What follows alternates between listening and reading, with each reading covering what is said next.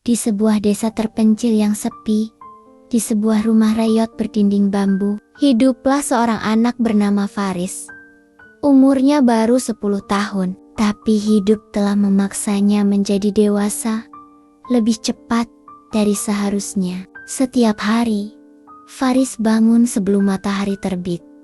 Bukan untuk sekolah seperti anak-anak lain, tetapi untuk bekerja. Ia harus menghidupi ibunya yang kehilangan kewarasannya karena ditinggal suaminya, serta dua adik kecilnya, Lila yang berusia 5 tahun dan Fikri yang baru 3 tahun.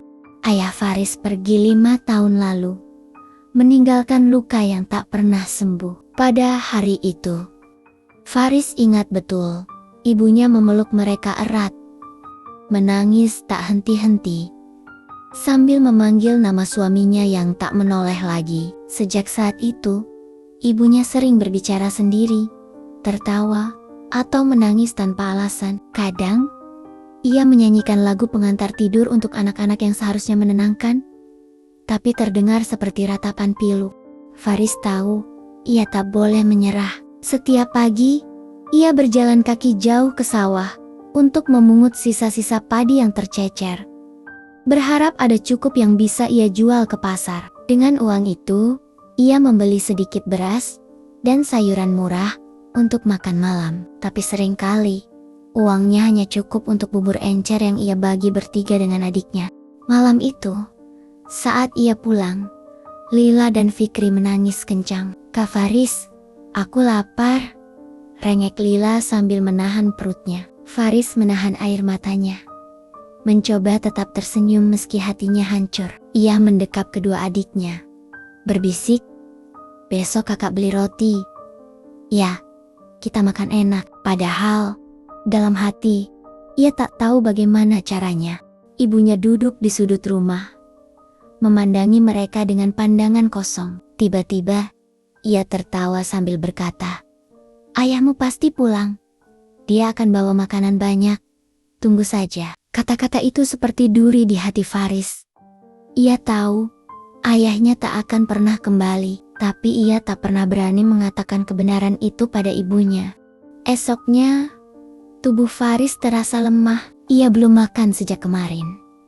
Tapi ia tetap memaksakan diri ke pasar. Ia harus mencari uang. Namun di tengah perjalanan, tubuh kecilnya roboh di pinggir jalan. Orang-orang hanya meliriknya sejenak.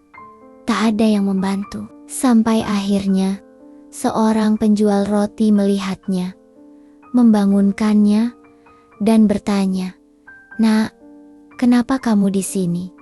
Mana orang tuamu?"